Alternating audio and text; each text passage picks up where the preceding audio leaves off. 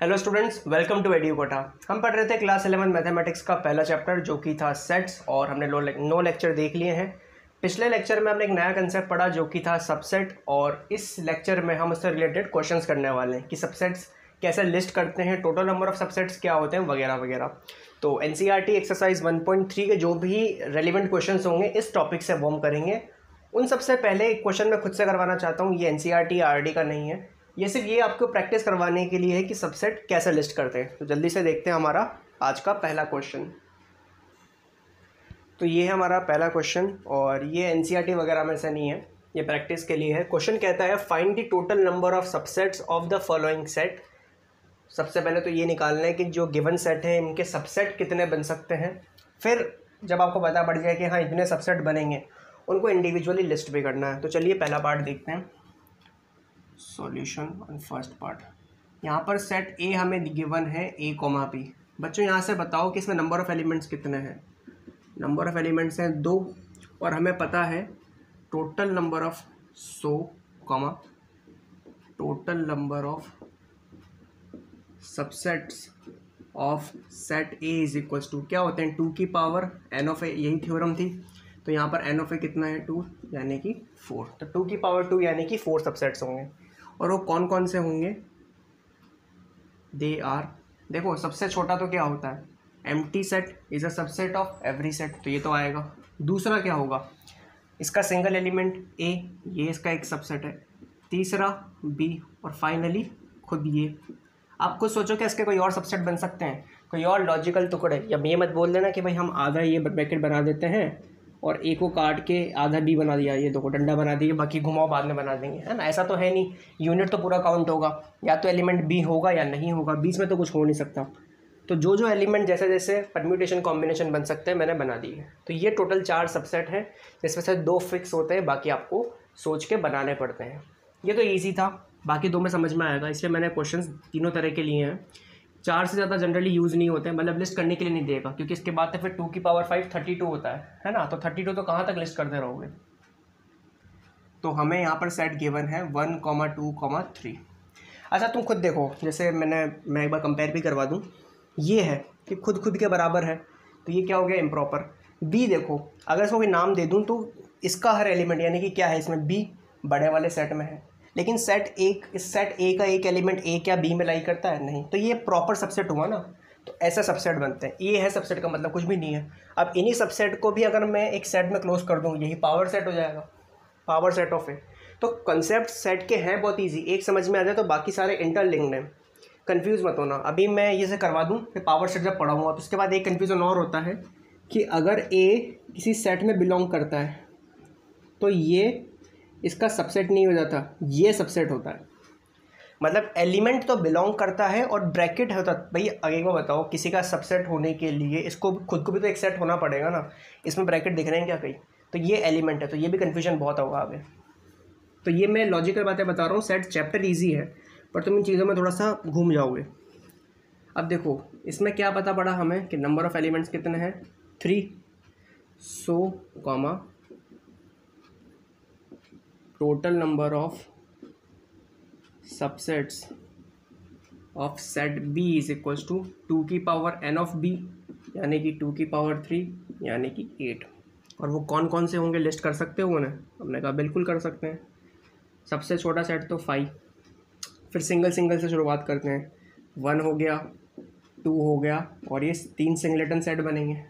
उसके बाद डबल आते हैं, जैसे 1, 2 एक सबसेट हो गया, फिर 1, 3 एक हो गया, फिर 2, 3 भी एक हो जाएगा। तो काउंट करो कितने हो गए, 1, 2, 3, 4, 5, 6, 7, तो 8वां तो खुद ये 1, 2, 3 द सेट इटसेल्फ। ये हो गया 8 सबसेट। तो ये बहुत इजी तरीका होता है, इतना सही कंसेप्ट है ये सबसेट का। तीसरा वाला देखते हैं अपन। हमें सी गिवन है ABCD। तो यहाँ पर n ऑफ सी कितना हो जाएगा बच्चों, 4। तो टोटल नंबर ऑफ सबसेट्स क्या होंगे, total number of subsets is equals to 2 की पावर n ऑफ सी, यानी कि 2 की पावर 4, यानी कि 16। तो टोटल नंबर ऑफ सबसेट्स कितने हो गए, मैं एक बार देख लूँ कैमरा में दिख रहा है नहीं दिख रहा है ये। ठीक है, विजिबल है।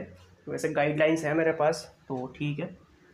तो बच्चों कितने 16 सबसेट्स बनेंगे, अब लिस्ट करते हैं इनको। दे आर, सबसे पहला 5, फिर 4 सिंगलेटन सेट होंगे, तो ए बी सी और डी। उसके बाद 2 एलिमेंट के पेयर बनाते हैं, ए का बी के साथ, ए सी और ए डी। ठीक है, तो A B A C A D. अब ए का सबके साथ हो गया तो बी सी और बी डी, फिर बी सी और बी डी, और लास्ट में सी डी। तो ये डबल डबल वाले हो गए। अब ट्रिपल ट्रिपल वाले स्टार्ट करते हैं। तो ए बी सी, उसके अलावा ए सी डी, तो ए का ए बी सी और ए सी डी, एक होगा B C D, B C D. ठीक है, A C D, A B C, A B D, एक ए बी डी रह गया, A comma B comma D. तो ये 4 ट्रिपल वाले हो गए। काउंट करो, देखो कितने हो गए, तुम अपने आप समझ में आ जाएगा कि कितने सेट और बचे हैं। 1 2 3 4 5 6 7 8 9 10 11 12 13 14 15 हो गए। तो 16वां सेट, लास्ट सेट कौन सा होगा, खुद हमारा set C. So this is how we list subsets, और बनाए भी ऐसे ही जाते हैं। ठीक है, अब इन्हीं सबसेट का अगर मैं एक सेट बना दूं, यानी कि इनको कॉमा लगा के तो लिख ही रखा है, एक बड़ा ब्रैकेट और लगा दूं यहाँ पर इस तरीके से, तो हर सेट खुद एक एलिमेंट की तरह बिहेव करेगा। ये जब मैं बनाऊंगा ना, ये पावर सेट ऑफ सी कहलाएगा, है ना। Collection of all the subset is called power set. तो बच्चों आई थिंक तुम्हें समझ में आया होगा, ये एक एग्जाम्पल है ना। ये समझाने के लिए नंबर ऑफ सबसेट्स और कैसे काम चलता है पूरा बेसिकली उतार लो, क्योंकि एनसीईआरटी तो ईजी है, देखो यार। और मैंने तुमसे कह रखा है, प्रॉमिस किया है कि मैं कराऊंगा आरडी डीपीपी, लेकिन वो जब अपना एक चैप्टर खत्म हो जाएगा। मैंने कहा है प्लेलिस्ट को अपन ख़त्म नहीं होने देंगे। जल्दी से नोट करो, फिर हम एनसीईआरटी का सॉल्व एग्जाम्पल 9 देखते हैं। 9 10 11 तीनों इसी के ऊपर है। चलिए, नोट हो गया होगा अभी तक। हाँ भाई, तो ये है आपके एनसीईआरटी के एग्जाम्पल नंबर 9 10 और 11। तो सबसे पहले एग्जाम्पल 9 देखते हैं, सबसे ईजी यही है। Consider the sets phi A B C, पढ़ लो। इंसर्ट द सिंबल दिस और दिस, यानी कि या तो सबसेट होगा, either it is a subset not a subset, between each of the following pair of sets. एक बात और, चलो तुम तो 11th क्लास के हो, अगर तुम बोर्ड में जा रहे हो तो वहाँ ये चीज़ नहीं चलती, बिटवीन पूरा लिख के आना पड़ेगा, ये स्लैश वाला सिस्टम नहीं चलेगा, है ना। ये तो मेरे को क्वेश्चन लिखना है, मैं लिख सकता हूँ, ठीक है, तुम नहीं लिख सकते हो, सीधी सी बात है। हमें इतना प्रिविलेज होता है क्योंकि हमें बोर्ड पे लिखना है, तुम्हें बोर्ड्स में लिखना है, ध्यान रखना। तो phi is a subset of B, yes और नो। भैया बिना सेट देखे बोल दो, फाइनाइट हो इनफाइनाइट हो, फाई तो हमेशा सबका सबसेट होता है। Phi is a subset of every set. क्या ए बी का सबसेट है, देख लेते हैं। भैया 3 belongs to A but 3 does not belongs to B, तो every element of A is not an element of B. ये वॉयलेट हो रहा है ना। A is a subset of C, 1 भी है 3 भी है, तो बिल्कुल है। उसके पास एक्स्ट्रा कुछ हो हमें मतलब नहीं है। ए के जो एलिमेंट है वो सी में लाई करने चाहिए, तभी सी जो है सुपर सेट कहलाएगा और ए सबसेट कहलाएगा। फिर हम बात करते हैं बी और सी के लिए। तो 1 है, 5 है और 9 भी है, तो आप क्या बोलोगे, B is also a subset of C. समझ में आया, ये इजी क्वेश्चन था। इस पे आते हैं, आपकी एनसीईआरटी इसको एक लाइन में लिख देती है, इस A is a subset of B, answer दे देगी, फिर ब्रैकेट में लिख देगी वाई। एक बात और बताऊँ, तुम्हारे एनसीईआरटी पढ़ने का तरीका थोड़ा सा, तुमने अगर पढ़ी हो तो तुम नहीं समझ पाओगे ये चीज़। मान लो एनसीईआरटी ने कोई चीज़ लिखी और उसका आंसर दिया, अब आंसर लिखने के बाद डायरेक्ट आंसर दे दिया और ब्रैकेट में लिखा होता है कई बार, जैसे इसमें भी लिखा हुआ है वाई, है ना। तो बच्चों एनसीईआरटी बेस्ट बुक है, लेकिन थोड़ी सी डिकोडेड होती है। मैथ्स के तो फिर भी इजी है, फिजिक्स केमिस्ट्री की एनसीईआरटी तुम पढ़ ही नहीं सकते बिना रेफरेंस के हेल्प के। तो इसका ये एनसीईआरटी कब लिखती है, जब या तो उस चीज़ का रीज़न एनसीईआरटी पहले समझा चुकी होती है या फिर वो काफ़ी एविडेंट होता है, वो तुम्हारे लिए होता है। वाई तुमसे पूछ रही है एनसीईआरटी कि क्यों। भाई अभी जैसे इसके आगे का लिखा है, is A subset of B, no why, no why, no क्यों, तुम्हें वो बता चुकी है रीज़न कि भैया ए का हर एलिमेंट बी में होना चाहिए। क्या ई बी में लाई करता है, नहीं। इसका मैं रीज़न आंसर ये लिखूँगा सॉल्यूशन में, A is not a subset of B because, तो ये जो वाई है ना वो ये बिकॉज है, क्यों, उसका रीज़न वो पहले बता चुकी है, because E belongs to A but E does not belongs to B. तो all the element of A does not belong in B, तो हम क्या बोलेंगे कि हमारा ए बी का सबसेट नहीं है। तो उसमें नो के आगे जो नो लिखा हुआ है उस नो के आगे वो वाई लिख के देती है। तो जब भी आप थ्योरी पढ़ोगे बहुत जगह तुम्हें देखने को मिलेगा, समझ जाना कि एनसीईआरटी आपको ये चीज़ बहुत पहले समझा चुकी है अपने टेक्स्ट में, जो थ्योरी होती है उसकी, तो पढ़ा करो। तो इसका आंसर तो नो हो गया। Is A is a subset of B, no. दूसरा, is B is a subset of B, भैया बी भी ए का सबसेट नहीं है। यहाँ पर भी तुम कोई भी एक एलिमेंट पकड़ के एग्जांपल दे दो, जैसे बी ले लो, बिकॉज बी तो जो है इस पर लाई करता है, बट जो आपका बी है वो ए में लाई नहीं करता। तो आप समझ सकते हो कि every element of set B is not in set A, therefore B is not a subset of set A, ये ध्यान रखना, ठीक है। तो मेरे हिसाब से ये दोनों क्वेश्चंस क्लियर है। तीसरा क्वेश्चन ये मेरे हिसाब से इंपॉर्टेंट है, जो मैं तुमसे बोल रहा था ना, बिलोंग और सबसेट में तुम फंसोगे, वो ये है, स्टार लगा लो। एनसीईआरटी के अभी तक जो मैंने एग्जांपल करवाए हैं उसमें बेस्ट है। एक्सरसाइज तो रद्दी होती है तुम्हारी बिल्कुल, उसमें तो कुछ भी नहीं होता, देखो सॉल्व एग्जाम्पल तो फिर भी बेटर है, इसलिए करवा रहा हूँ। तो चलिए देखते हैं इसका सॉल्यूशन क्या होगा। ये अभी तक का सबसे अच्छा एग्जाम्पल है ना। वो क्वेश्चन क्या कह रहा है, ध्यान से सुनना। जो मैंने तुमसे कहा था ना कि तुम बिलोंग्स और उसमें फंसोगे सबसेट वाली चीज़ में, वो यही है। Let A B and C be 3 sets. If A belongs to B and B is a subset of C, is it true that A is a subset of C. तो सबसे पहली बात तो ये है कि अगर ए बी में लाई करता है, तो पहले तो ये कन्फ्यूजन है कि ए एक एलिमेंट है या सेट है, क्योंकि यहाँ तो तुम कह रहे हो कि ए लाई करता है बी में, ए खुद ही बिलोंग करता है। फिर तुम लास्ट में ये भी पूछ रहे हो कि क्या ए किसी का सेट है या नहीं। तो आपके बनने में पहला क्वेश्चन तो यही आ जाता है कि ए एक एलिमेंट है या सेट। ध्यान देना, यहाँ थोड़ा थोड़ा पावर सेट वाली चीज़ हो रही है ना। और फिर पूछ रहा है B is a subset of C, मतलब बता रहा है कि बी सी का सबसेट है। तो क्या ए सी का सबसेट हो सकता है? If not, give an example. चलिए हम एग्जाम्पल लेते हैं। थोड़ी देर के लिए अगर आपने कहा कि मैं ए को एक एलिमेंट मान लूँ, 1 मान लूँ, क्या ये ट्रू है? मैंने कहा देखो साइकोलॉजिकली अगर वो तुम्हारे साथ जिस तरह से प्ले कर रहा है, यहाँ तो कह दिया सेट है, यहाँ कह रहा है एलिमेंट है, लेकिन उसने एक इंडिकेशन दिया है कि आपको सेट लेना है या एलिमेंट। मैंने आपको बताया था कि एलिमेंट स्मॉल लेटर से रिप्रेजेंट करते हैं और जो आपके सेट होते हैं वो कैपिटल लेटर से। तो इसको ऐसे लेने का कोई सेंस नहीं बनेगा। हमने मान लिया, अच्छा मैं पहले प्रूफ कर दूँ, उसने बोल दिया कि not, if not given example, तो हमें एग्जाम्पल वैसा ही लेना है जो उसको नो प्रूफ करे। ए को ये मान लिया। अब वो कह रहा है कि ए बी में बिलोंग करता है। ए बी का सबसेट नहीं है, बिलोंग करता है, तो बी में सबसे पहले तो ए लाई करेगा। ए खुद एलिमेंट की तरह लाई, तो ए एक सेट है, वो एलिमेंट की तरह लाई करेगा। फिर तुम्हारी इच्छा है बी को कुछ मान लो। दोबारा बोल रहा हूँ, अगर मैं बी ऐसा लेता हूँ तो ये बी है, तो ए जो है ना फिर वो बी में बिलोंग नहीं करता, वो बी का सबसेट हो जाएगा। इसके 4 सबसेट बनेंगे, एक सबसेट ये खुद होगा। तो सबसेट होना अलग चीज़ है, और अगर ए बी में है तो पूरा का पूरा ए ही लाई कर रहा है। तो हमारा एग्जांपल हमें वैसे ही चूज़ करना है। क्लियर? अब सी किस तरीके से लोगे भाई? उसने कहा है कि बी सी का सबसेट है, यानी कि सी के हज़ारों सबसेट में से जो भी तुम लोगे, 16, 32 जितने भी सबसेट बनेंगे उनमें से एक सबसेट ये होना चाहिए। तो आपके सी में इसके एलिमेंट तो लाई करने चाहिए। अगर बी सी का सबसेट है तो every element of set B should lie in set C. तो इसका एक एलिमेंट तो ये हो गया, दूसरा एलिमेंट ये हो गया, और तीसरा तुम ये मान लो, है ना। तो यानी कि अब बी सी का एक सबसेट है, क्योंकि बी के सारे एलिमेंट सी में लाई करते हैं। हमारी जो गिवन कंडीशन है वो जस्टिफाइड है, वो सेटिस्फाइड है। अब वो पूछ रहा है इस पॉइंट पे आने के बाद कि क्या ए सी का सबसेट है। क्या बच्चों सी का कोई भी सबसेट ये हो सकता है? अगर आप इसका एक सबसेट बनाओगे ना तो वो ऐसा बनेगा। समझ में आया? ये इसका जो सिंगुलर सबसेट तुम्हारे दिमाग में आ रहा होगा वो ये बनेगा। बच्चों यहाँ पर भी अगर तुम देखोगे कि अगर ए बी में बिलोंग करता है और बी सी का सबसेट है, तो ए सी में भी तो बिलोंग करेगा। सी का सबसेट थोड़ी हो सकता है, इसलिए नॉट है। अब आप बोलोगे so here A belongs to B and B is a subset of C, but A is not a subset of C. तो तुम्हें ध्यान रखना है कि बच्चों अगर ए बी में बिलोंग करता है और बी किसी तीसरे सेट का सबसेट है, तो बच्चों ए सी में भी तो बिलोंग करेगा, क्योंकि ए बिलोंग्स टू बी का क्या मतलब है कि बी के किसी ना किसी एलिमेंट में ए लाई करता है और बी के सारे एलिमेंट सी में लाई करते हैं। तो अगर ए बी में है तो ए सी में भी तो होगा। तुम पानी में नमक डाल दो और उस पानी को, नमक वाले पानी को किसी चीज़ में डाल दो, तो उस चीज़ में भी तो नमक होगा। समझा करो इस बात को, सबसेट थोड़ी हो जाएगा उसका वो।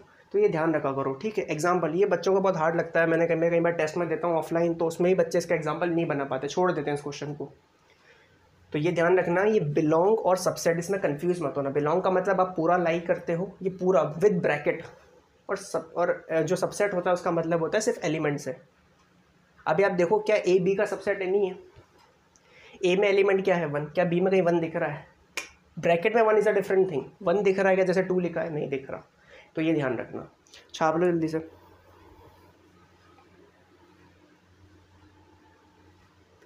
तो मेरे हिसाब से छप गया होगा। अब अपन एनसीईआरटी का एक्सरसाइज 1.3 का क्वेश्चन नंबर 1 देखते हैं। तो ये है आपका क्वेश्चन नंबर 1 एक्सरसाइज 1.3। ये कहते हैं make correct statements by filling in the symbols is a set और not a subset in the blank spaces. 2, 3, 4, क्या 2, 3 और 4 इसमें लाई करता है? बिल्कुल करता है। 1 और 5 से हमें मतलब नहीं है, तो आपका पहला जो है ये सबसेट होगा।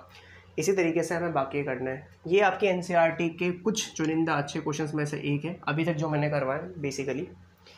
क्योंकि इसमें जो नीचे की ये 4 पार्ट हैं, ये भी एक फर्जी सा है, ये चारों अच्छे पार्ट हैं, ठीक है। इसमें मुझे बहुत कुछ बताने का मौका मिलेगा।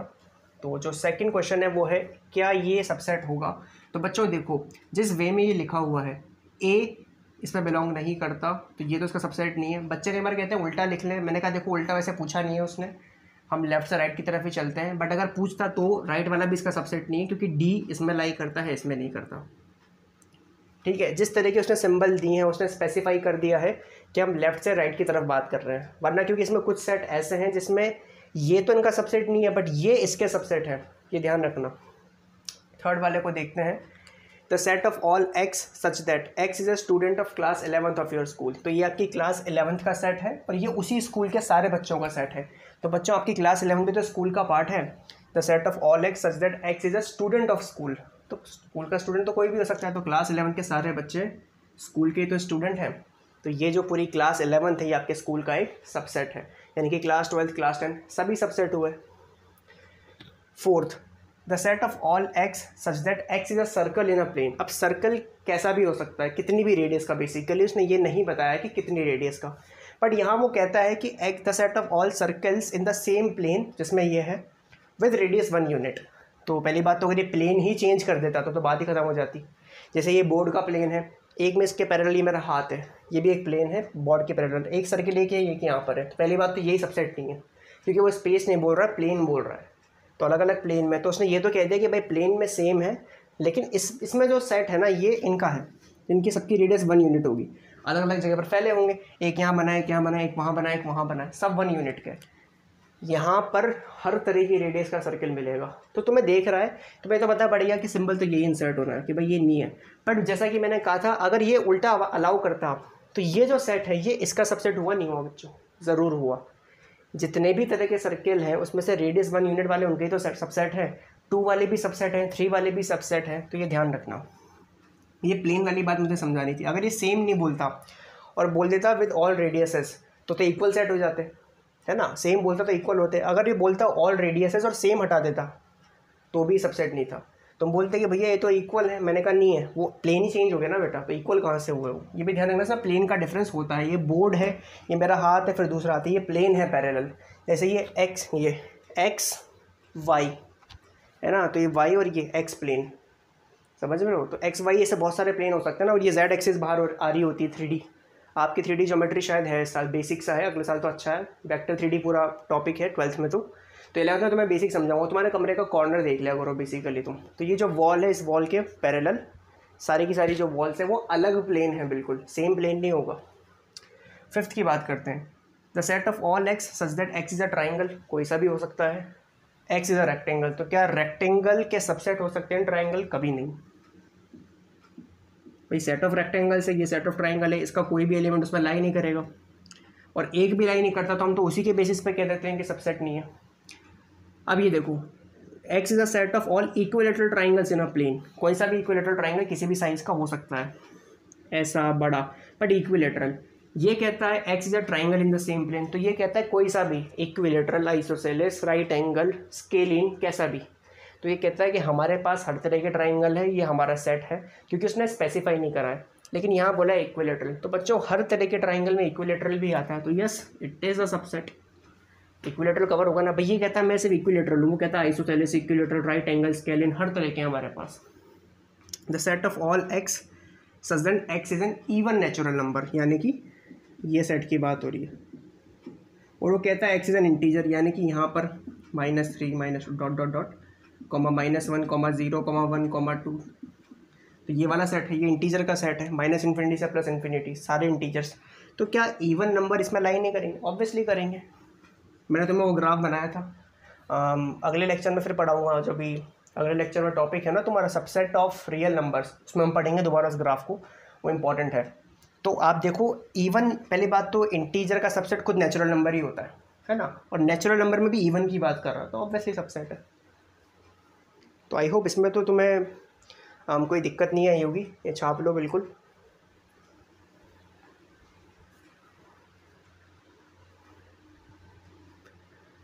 तो छप गया होगा। अब अपन पढ़ते हैं क्वेश्चन नंबर 2 की तरफ। तो ये है आपकी एक्सरसाइज 1.3 का question number 2। Examine whether the following statements are true और फॉल्स। तो यहाँ पहले से सिंबल इंसर्ट करे हुए हैं, हमसे पूछा है कि क्या ये सही है या फिर गलत है। तो a, b is not a subset of b this. तो अब देखो यार, अगर a इसमें लाई कर रहा है, इसमें भी कर रहा है, b इसमें है तो इसमें भी है, तो मेरे हिसाब से तो ये इसका सबसेट होना चाहिए था। और यहाँ क्या लिखा है? Not a subset. तो आप क्या बोलोगे? This is a false statement. ठीक है। दूसरा question, a, e is a subset of the set of vowels. तो वॉवल्स बेटा a, e, i, o, u होते हैं। तो अगर a और e इसमें है तो इस सेट में भी लाई करते हैं, यानी कि ये इसका सबसेट होना चाहिए। लिखा भी यही हुआ है, तो आप क्या बोलोगे? This statement is truly stated. ये ट्रू है। यहाँ बात करते हैं। देखो अब क्लियरली 2 इसमें लाई कर रहा है, बट 2 इसमें लाई नहीं कर रहा, तो ये जो सेट है इसका सबसेट नहीं होगा, सीधी बात है। पहली बात तो देखो दोनों में 3 एलिमेंट है, एक ही तरीका जब ये सबसेट हो सकता है इक्वल, अगर ये इक्वल हो। ठीक है, तो आप क्या बोलोगे कि भैया सबसेट गलत लिखा हुआ है, so this is a false statement. यहाँ पर देखें ए, इसका भाई इसके जो 8 सबसेट बनेंगे उसमें से एक सबसेट ये है, तो हाँ बिल्कुल ट्रू है, क्योंकि ए इसमें लाई करता है। अब ये देखो आ गया ना क्वेश्चन, बहुत अच्छे क्वेश्चन है, दोनों एक साथ लिखे हुए, बहुत ही अच्छी बात है। ए अगर इसका सबसेट है तो ये जो ए है ना ये बिलोंग करेगा, यानी कि मैं, तुम चाहो तो इसको स्टार बना के लिख लो कहीं पर, ये नोट्स में ऐड कर लो तुम्हारे जहाँ भी जगह हो। If A is a subset of set A then A belongs to A. ध्यान रखना ये चीज़, ये लिख लो कहीं पर, काम आएगा। अगर ब्रैकेट के साथ कोई सबसेट है तो ब्रैकेट के अंदर जो है ना वो बिलोंग करता है, ब्रैकेट थोड़ी बिलोंग करेगा। तो आपका ब्रैकेट थोड़ी बिलोंग कर रहा है क्या, इस तरह का। ये ट्रू होने के लिए ऐसा होना चाहिए था, लेकिन क्योंकि अनफॉर्चुनेटली ऐसा है नहीं, और हमारे घर की खेती तो चल नहीं रही यहाँ पर, है ना, तो हम क्या करेंगे, फॉल्स कर देंगे।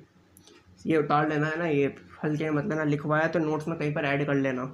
6, the set of all x such that it is an even natural number less than 6। तो 6 से छोटे इवन नेचुरल नंबर 2 ही होते हैं, 2 और 4। और सीधी सी बात है भाई, 2 और 4 तो इसका सबसेट होंगे, सही नेचुरल नंबर।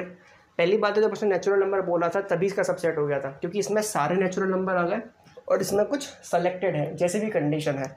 तो अगर इसने नेचुरल बोल दिया तो ये सबसेट सही लिखा हुआ है, so this is a true statement. ये नोट कर लेना, दोबारा समझा देता हूँ। इसी का एग्जांपल ले लेता हूँ। अगर ये इसका सबसेट है तो इसके अंदर का एलिमेंट इसमें लाई कर रहा होगा ना, सीधी सी बात है, तभी तो सबसेट बोलते हो आप। That if all the element of set A lie in the set B then A is a subset of B. तो ब्रैकेट के साथ बिलोंग नहीं करेगा, ये ध्यान रखना, छाप लो।